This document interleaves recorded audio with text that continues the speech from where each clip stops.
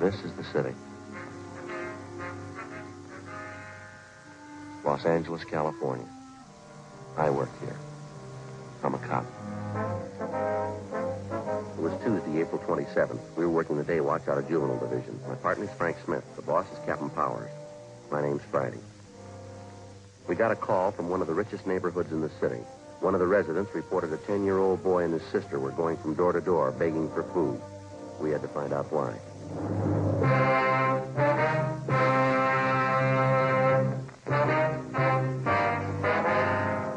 Just what I was telling you on the phone. A 10-year-old boy and his sister covering the neighborhood begging for food. You ready to go? Yeah, you arranged for a policewoman? Just did. Kids are supposed to come from a wealthy family. Huh? Enough money to live in the best part of town. Doesn't make sense. Sounds like a gag. Not according to the neighbor who phoned in. Yeah. She says the kids are half starved.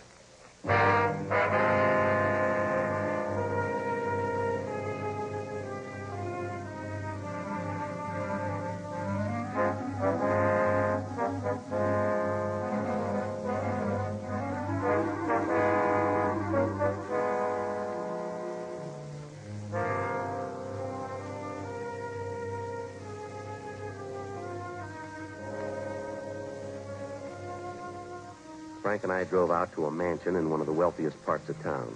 The other homes in the neighborhood were just as large, $50,000 and up. It was the last place in the city that you'd expect to find neighborhood children begging for food.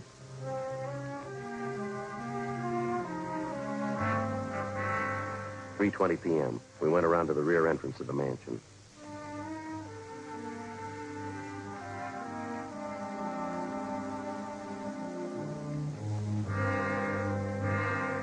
We located the woman who'd called in the complaint, a Miss Jeanette Behan. She was employed as a laundress and cook by the owners of the house. They are from the house next door, officers. The children. As I explained on the phone. A boy about 10 years. A girl, 6 years old, I guess. Which side do they live on, Miss Behan? The house on the corner? No, the other side. Up here. Brown and white house. Are the children there now, do you know? No, but they were here this afternoon again. Here to the back door. Asking for something to eat. I do not understand it. Something must be wrong. Have they been around often, Miss Behan? 2 or 3 days. Maybe 4 days. At first, I thought they were fooling. But they were not. I gave them cookies, sandwiches. They were very hungry. They ate like they were starving. The little girl saved their cookies. She took them home with her. How about their parents? They home now? Excuse me. The potage.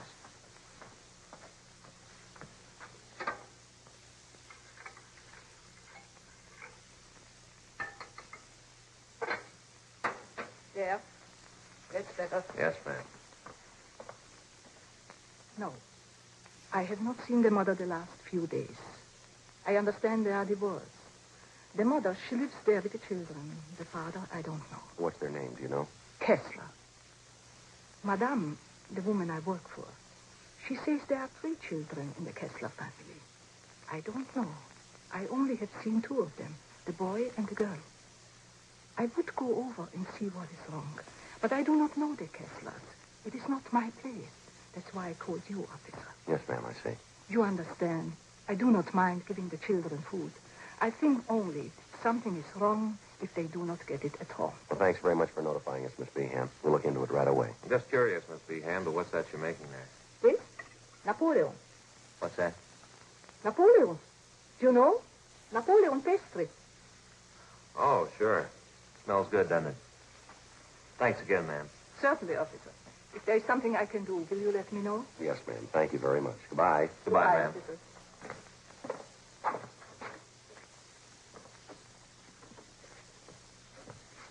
You know, it's funny, Joe. What's that? Those Spanish women make fine cooks, don't they? Spanish. You sounded Viennese to me. Oh, sure. French pastry.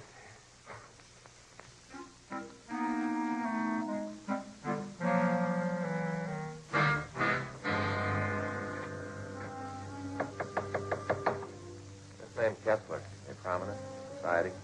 I don't know. There's a lot of them around. Could be. Want to try it again? Yeah.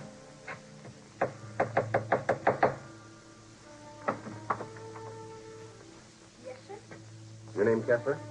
Yeah, I'm Richard. My mother's not home. Maybe you can come back tomorrow. We're police officers, son. I'd like to come in and talk to you if it'd be all right. Yeah, I guess that's all right. Would you come in, please? Thank you. Richard was polite, well-mannered. He told us he was 10 years old and that he attended the neighborhood grammar school. The house was cold and musty. Looked like it hadn't been cleaned in weeks.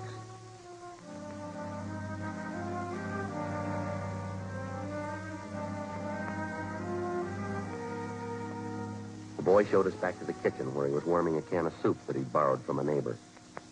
What do you want to talk to me about, officers? I haven't done anything wrong. We know that, son. We'd just like to find out how you've been getting along. Well, I've been getting along all right.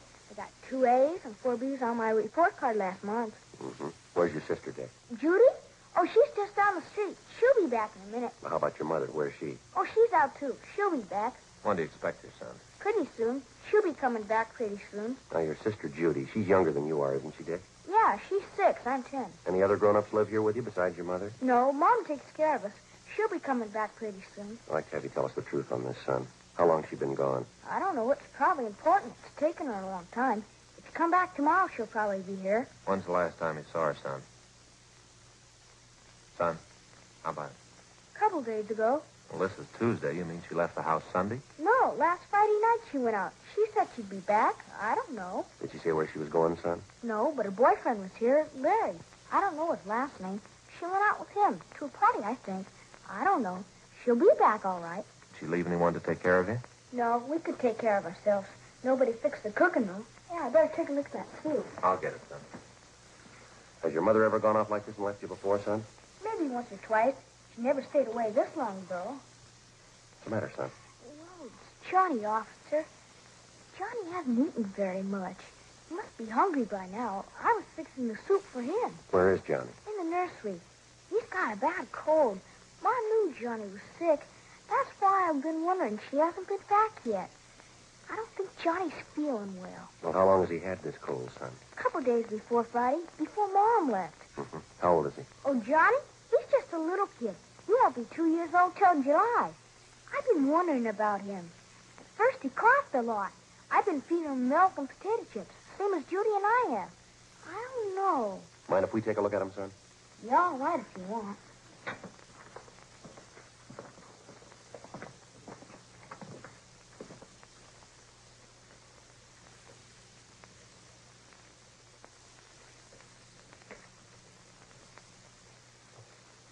Has the doctor been out to see your brother?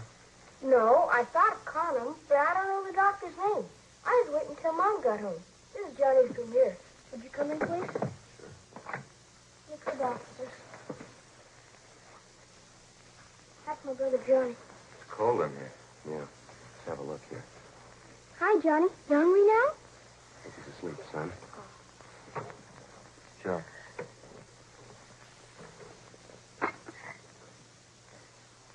Yeah, look at his eyes. Yeah, better get an ambulance. Tell him to hurry. Right. What's the matter, officer? What about Johnny's eyes? He'll be all right, son. He's been acting awful quiet, hardly moving around at all. Most of the time, he's jumping around the crib like anything. Has anyone at all been in here to see him since Friday? Yes, sir. My sister Judy and I. We change his diapers and give him something to eat. I see. Gee, I wish Mom would get home. I'd sure like to talk to her. Yes, son, so would I.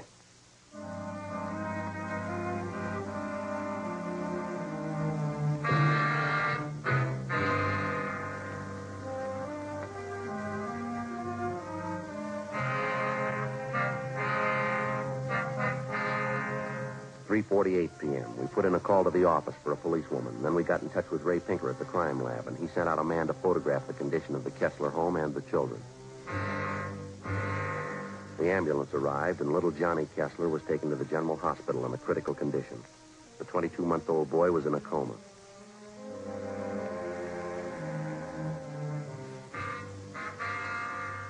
Richard Kessler and his sister Judy were taken to Georgia Street Juvenile Division and then transferred to Juvenile Hall.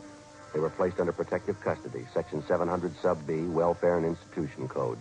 They were held at Juvenile Hall, Lathrop Cottage, segregated from the delinquent juveniles in the adjoining building.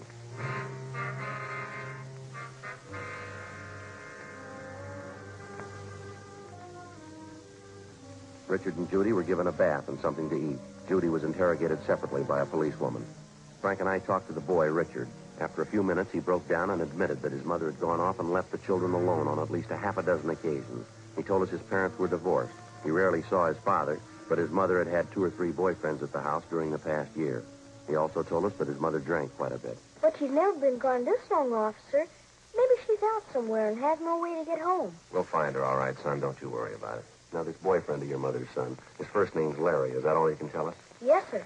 I don't know his last name. Are you going to keep us here all night, Judy and I? Well, it's just for a day or so, son. They'll take good care of you. Where'd they take Judy? She's right next door. You can see her in a minute. I'd like to see her right now if I could. I'm worried about her. All right, son. I'll see what I can do. Now, how about my brother Johnny? I'd like to take care of myself if I could. He gets pretty fussy around strangers. Well, they've got him over at the hospital, son. They'll take good care of him. You can count on that. I don't know, officer. He gets pretty fussy. All right, we'll see if we can fix that up for you, too. Now, there's one thing I'd like to know, Dick. Do you have any relatives in Los Angeles? Any aunts, uncles, anyone like that? No, just my father, but I don't know where he lives. A nurse used to take care of us, Mrs. McIntosh. She was swell, but Mom fired her. Oh, how'd that happen? Would you know? No, I don't know. Maybe Mom was drinking. Miss McIntosh got mad at her. They had a big fight. Then Mom fired her. Now, this Mrs. McIntosh, do you know where you can find her? No, sir, I don't. Now, how about the other boyfriends your mother had, Dick? Do you remember any of their names? No, one of them was George something. I don't remember the other one. Joe? Yeah. See you a minute. Sure. Excuse me, I'll be right back, son.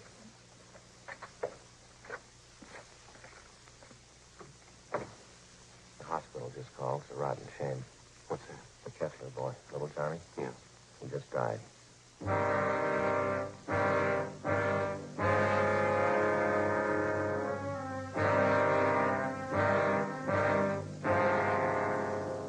John Albert Kessler, white male American, age 22 months.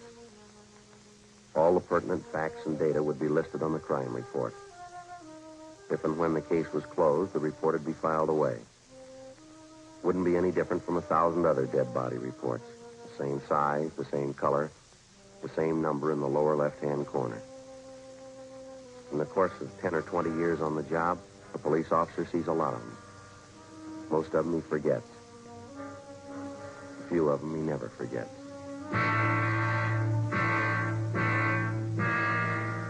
The next morning, the body was posted at the county morgue. It was found that the youngster had been suffering from malnutrition. The cause of death was due to a basal skull fracture. Homicide detail was notified. The search for the mother, Mrs. Jean Kessler, went on. We talked to her neighbors, all her friends that we could locate. We checked out an address book we found in Mrs. Kessler's personal effects. No luck. We got out a broadcast in an APB. Thursday, April 29th. Anything? Another blank. I was just thinking, Joe, the 2 kids, Richard and Judy. You think it might have happened that way? What do you mean? Well, they were taking care of little Johnny. They might have had an accident with him and afraid to tell us. Well, it's a possibility. Better chance it was somebody else, though. The mother? Well, we know Mrs. Kessler drinks quite a bit. She could have lost patience with the little fella. More chance of an accident there, don't you think? Yeah. Juvenile Friday. Oh, yeah. How are you, Bert? You did, huh? Where was that? I see. Yeah, you bet it does. Thanks very much, Bert. Bye. Might be something. Yeah. Woman answering Mrs. Kessler's description checked into a hotel on South Hope last night. Still registered? Checked out early this morning. She left a sport coat in the room. Yeah. Blood stains on it.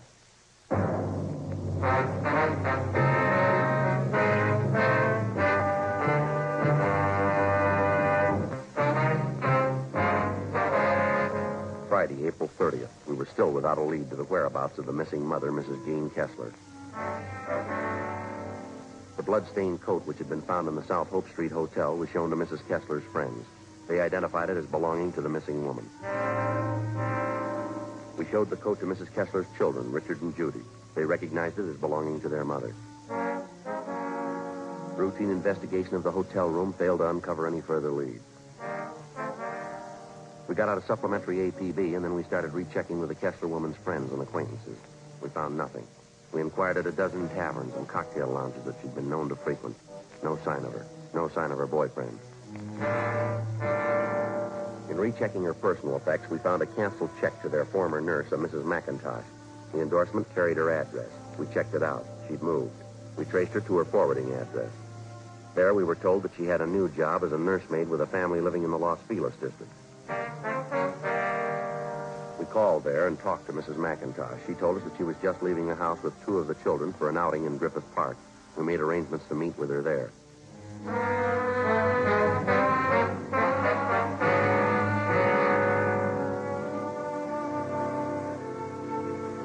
At 1:55 p.m., we located Mrs. McIntosh in the Griffith Park Zoo.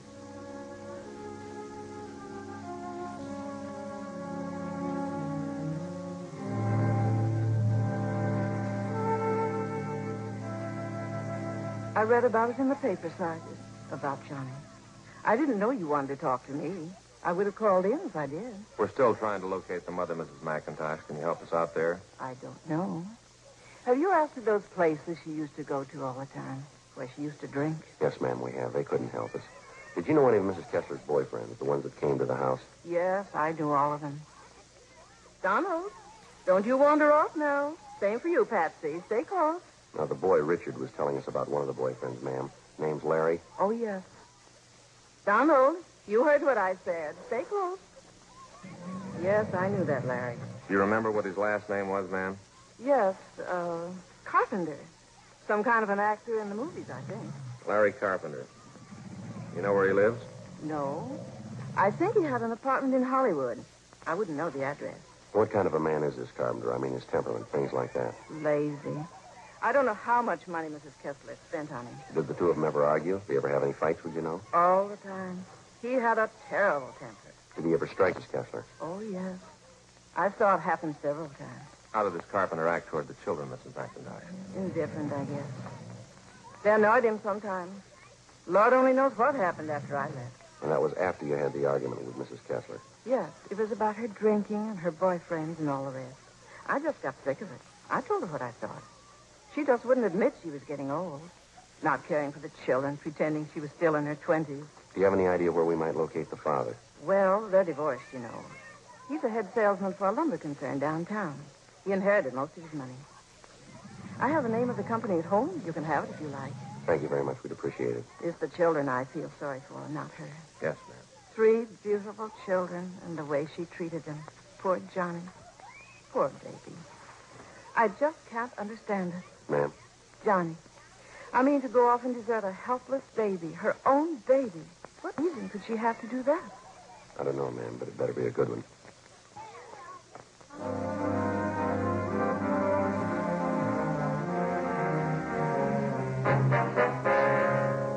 Friday, 4 p.m. Mrs. McIntosh called us at the office and gave us the business address of the missing woman's ex-husband, Richard Lane Kessler. We went there to see him, but they told us that Kessler was away on a week's vacation. They had no idea where to contact him, but he was expected back in a few days. We called Central Casting and asked them to check their talent list for an actor by the name of Larry Carpenter. They had no such name listed. Saturday, May 1st. The Kessler children, Richard and Judy, remained in the custody of juvenile authorities. The search for their mother continued. Inquiries at the morgue, the city hospitals, and the drunk tank at the main jail still failed to turn up the missing woman. We checked again at the different places he used to patronize. No one had seen her. 4:30 p.m., we checked in at the office.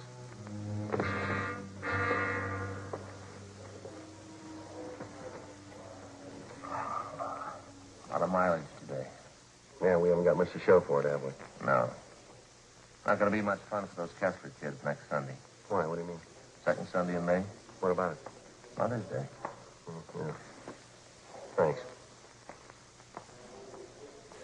That's a good piece of news. What's that? Kessler woman's boyfriend, Larry Carpenter. Yes. Says he saw his name in some of the stories that broke in last night's papers. Doesn't want us to consider him a fugitive. Yeah. Says he'll be at his club all day today. Let's go. Says here not to disturb him unless we think it's important.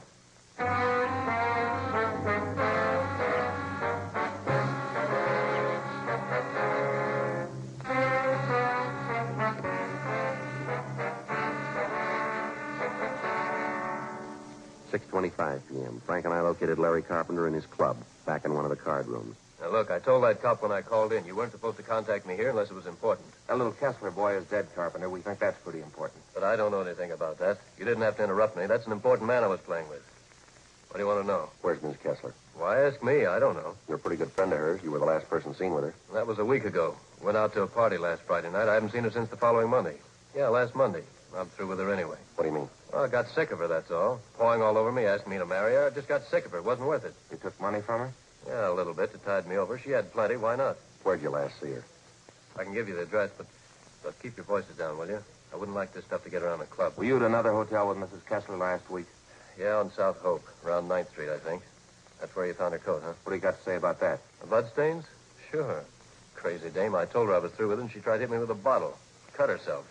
I tell you, it just wasn't worth it, that's all. Yeah, well, I guess you can prove everything you're telling us, huh? Of course I can prove it. It's the truth. What about the little boy? How'd that happen? I didn't have anything to do with it. It wasn't my fault. How'd it happen? It was that Friday night, just before we left the house. The old lady and I were having a few drinks. She put the little kid to bed, but he wouldn't stay there. He kept getting out of bed and pestering us. All right, go on. She finally took the kid, gave him a good spanking, and threw him back in bed. I think he hit his head on one of the posts in the crib. Why didn't you do something about it? I told her, but she said it was nothing. It didn't matter. We got our coats and left, that's all. Kids were all right when we left. You mean all the times you and Mrs. Kessler went out, you knew those children were left alone in that house, huh? Yeah, well, she's the mother, not me. Now, look, I kept this game waiting long enough. Yeah, well, it's going to wait a little longer. Come on.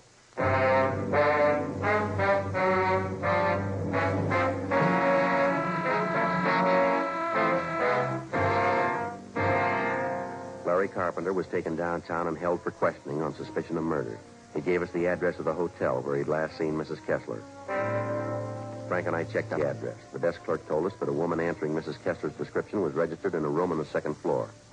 Boy, they sure like their music here, don't they? Yeah.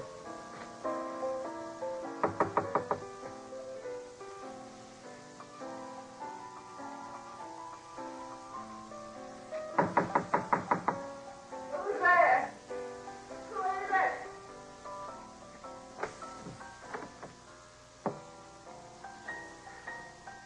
You Mrs. Jean Kessler? Who are you? What do you want? The police officers. We want to talk to you for a minute. I didn't do anything. What do you want me for? It's about your children, Mrs. Kessler. I didn't do anything. Little Johnny was sick, that's all. It wasn't my fault. I didn't do anything. That's not what Carpenter says. Larry? Have you seen him? Is he coming back to me? All right, come on, Lee. You better get up. But I've got to have Larry back. He's everything to me. I love him. Where is he? Now, look, lady, you've been gone over a week. Aren't you a little worried about your children? Oh, they're all right. I spend my life on children. I need Larry. Where is he? Here's your coat. Let us few drinks. I feel so. Yeah, sure. I need Larry so bad. I just love him. I just love him. He doesn't understand. I gave him all my love. I gave him every bit. Looks like you gave them too much. Huh? You didn't have any left for your children.